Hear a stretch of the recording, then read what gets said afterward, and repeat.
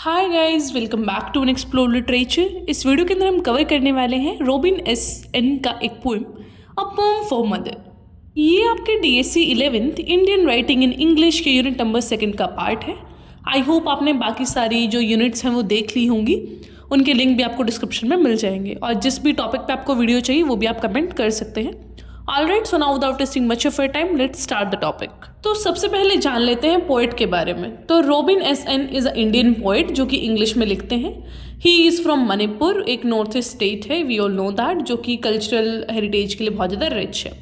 उनके literary works की बात करें तो उनकी पोइट्री काफ़ी ज़्यादा रेनाउंड है और वो अपने स्ट्रगल्स और एक्सपीरियंसेस के बारे में लिखते हैं जो कि नॉर्थ ईस्ट के पीपल फेस करते हैं। उनके थीम्स की बात की जाए तो वो आइडेंटिटी, डिस्प्लेसमेंट, कॉन्फ्लिक्ट और ब्यूटी ऑफ नेचर के बारे में लिखते हैं। रिकॉग्निशन उनको काफ़ी सारे उनके वर्क से मिला है, उनको काफ़ी अवार्ड्स और फेलोशिप्स भी मिली हैं। तो ये तो था पोइट के बारे में। अब सीधा पोएम को लाइन बाय लाइन डिस्कस करते हैं। Pelham Apoki, mother who gave birth to me, to be a man, how I hated leaving home. 10 years ago, now these hills have grown on me, but I'm still your painful shy son with a ravenous appetite, the boy who lost many teeth after emptying your ladder. तो ये जो हमारे poet हैं वो अपनी mother को address करते हुए बोलते हैं कि the mother who has given birth to me, जो मेरी मदर हैं जिन्होंने मुझे जन्म दिया और मुझे एक ऐसे अच्छा इंसान बनाया। I am a grown up man now. और मुझे कितना अजीब लगता था घर को छोड़ते हुए, और ये जो हील्स हैं मैं इनमें पला बड़ा हूँ।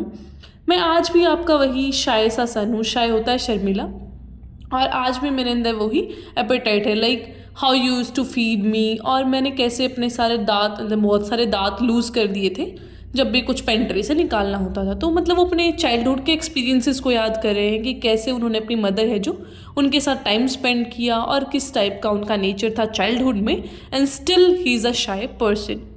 And also your dreamy eyed lad who gave you difficult times during his school days, romancing every girl he wanted even when he still wore half pins.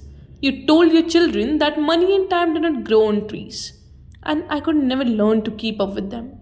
It isn't that I have forgotten what you have come to mean to me, though I have abandoned much and left so little of myself for others to remember me. तो आगे वो बोलते हैं कि आज भी मैं आपका वही बच्चा हूँ जिसकी आंखें बिल्कुल चमकीली, ड्रीम्स के साथ, एस्पिरेशंस के साथ थी, और आपको उसने बहुत परेशान किया अपने स्कूल टाइम में, like we all use to do in our childhood. जब भी स्कूल का टाइम होता था तो अपने उन्हीं एक्सपीरियंसेस को वो ऐसा याद कर रहे हैं, अपनी मदर के साथ टाइम को वो दोबारा से फील कर रहे हैं अभी बैठ के। Then he says like romancing every girl he wanted even when he still wore half pants, कि कैसे मैं आपको परेशान करता था, बहुत सारी चीज़ें करता था जिनसे आप मुझे हमेशा रोकती थी। You told your children that money and time do not grow on trees, I could never learn to keep up with them, कि आपने हमेशा हमें ये सिखाया कि जो पैसा है और टाइम है वो पेड़ पे नहीं उगता है, लेकिन शायद मैं इन चीज़ों को अच्छे से सीख नहीं पाया। It isn't that I have forgotten what you have come to mean to me. ऐसा नहीं है कि मैं आपकी चीज़ों को भूल गया हूँ, आपकी वैल्यूज़ को, आपकी लर्निंग्स को, जो आपने हमें सिखाया मैं वो भूल गया हूँ। Though I abandon much and left, what he saying is कि लेकिन शायद मैंने थोड़ा बहुत उसका जो पार्ट है उसको त्याग दिया है, and left so little of myself for others to remember me. और मैं जो असल में मैं हूँ वो बहुत कम बचा हूँ जिसे लोग याद रख सके। तो he is recalling all the experiences of his childhood with his mother, और अभी से भी वो कंपेयर कर रहे हैं कि अब वो क्या बन गए हैं and what kind of person he is. I know how you work your fingers to the bone, as all mothers do, for unmarried sons, aging husbands, and liberated daughter-in-law. Worried about us for a long time, your lips couldn't burn in a smile. Lines have furrowed your face, and first signs of snow are on your hair. तो वो बोलते हैं कि आपने भी बहुत किया हमारे लिए, जैसा कि सारी मदर्स अपने जो अनमैरिड सन्स हैं उनके लिए करती हैं, फिर अपने हस्बैंड्स के लिए करती हैं, डॉटर इन लॉस के लिए करती हैं। हमेशा आप हमारे लिए टेंशन लेके रखती थी, हमेशा हमारी फिक्र थी आपको, आपने कभी अच्छे से स्माइल भी नहीं किया इन चीज़ों की वजह से, हमेशा you was tensed because of us.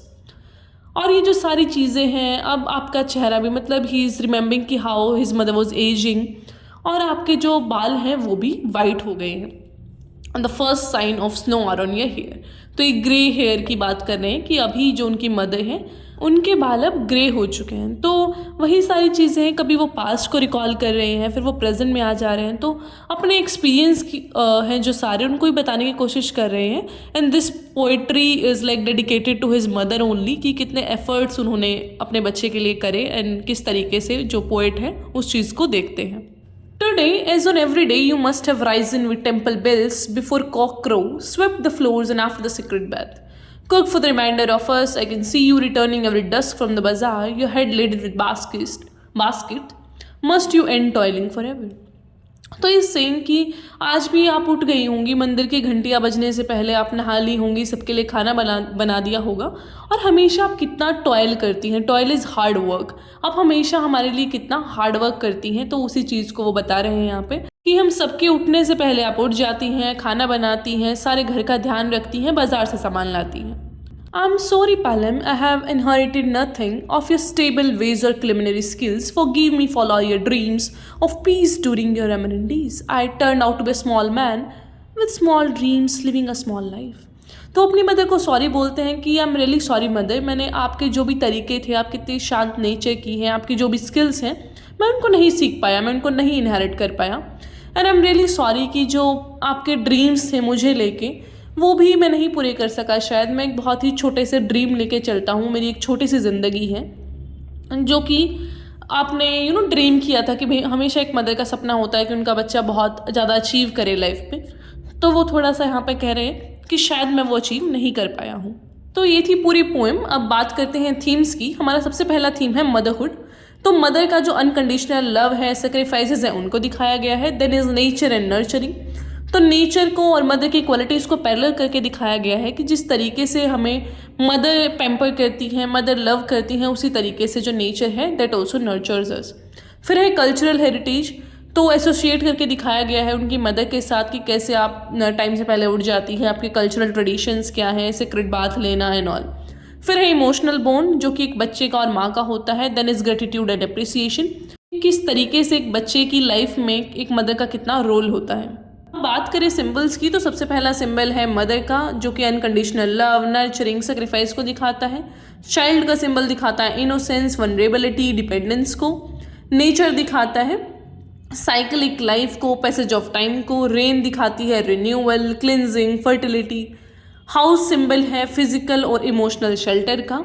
और मेमोरीज आपको पता ही है, एक इंड्योरिंग इम्पैक्ट को दिखाती हैं मदर्स लव के, और क्या उनका इन्फ्लुएंस रहता है एक चाइल्ड की लाइफ में।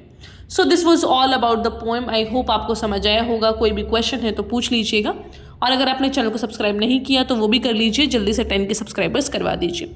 और आपको किसी भी टॉपिक पे अगर वीडियो चाहिए तो वो आप कमेंट कर दीजिएगा। I will cover that as soon as possible. Alright, so I will meet in the next video. Till then take care, stay happy, stay healthy.